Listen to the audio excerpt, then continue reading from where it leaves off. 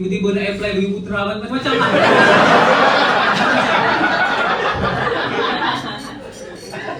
Tapi sebut pasal lagu raya Melayu kan, saya perasan yang lagu raya Melayu kebanyakannya mesti ada kena-mengena dengan timing kan. Saya bagi contoh, ada tajuk dia menjelang hari raya, lepas tu ada di pagi hening raya, lepas tu ada malam raya.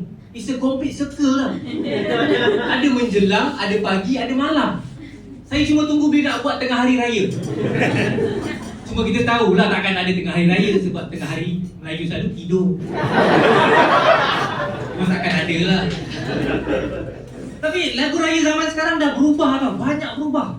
Saya tak tahu kenapa tajuk lagu raya zaman sekarang dia lebih kepada bunyi-bunyian. Contoh tahun lepas 2025 ada lagu raya tajuk dia Ketipak Ketipung Raya. Lepas tu ada pula tajuk lagu raya Melayu tajuk dia Nyam-Nyam Ketupat. Saya ingatkan trend ni akan habis pada tahun lepas, tetapi tidak. Tahun ni ada lagu raya tajuk dia Pok Pek Raya. Lepas tu ada Dam Dim Dum Raya. Tapi tahukah anda tahun ni ada lagu raya tajuk dia Tintang Raya.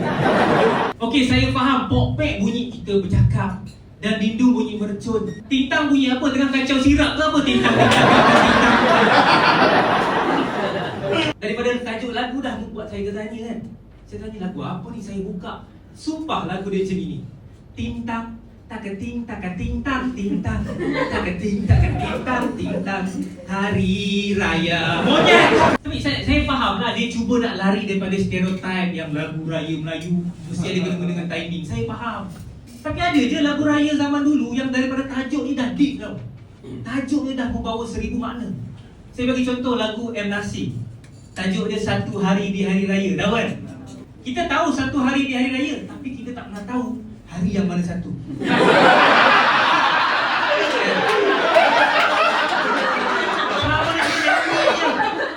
Saya sumpah tiap kali tengok M. Nasir perform live Satu Hari di Hari Raya, nak saya jerit hari yang mana satu.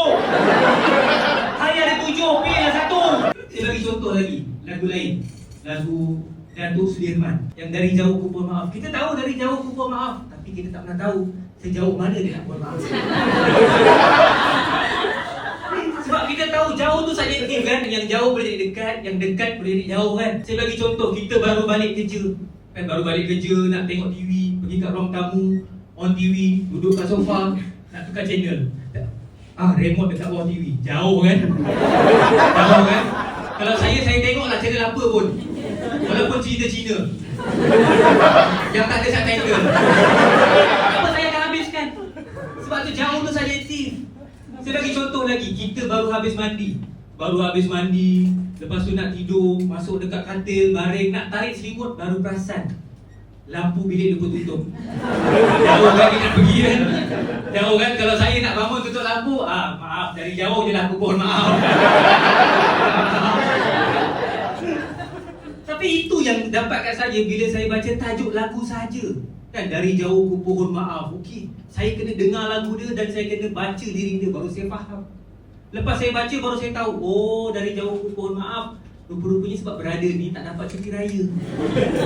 Dia tak dapat balik kampung sebab dia kena kerja sara family dia. Okey, dapat mesej jelas, dapat moral dia. Nah, berbalik pada lagu Tintang Raya tadi.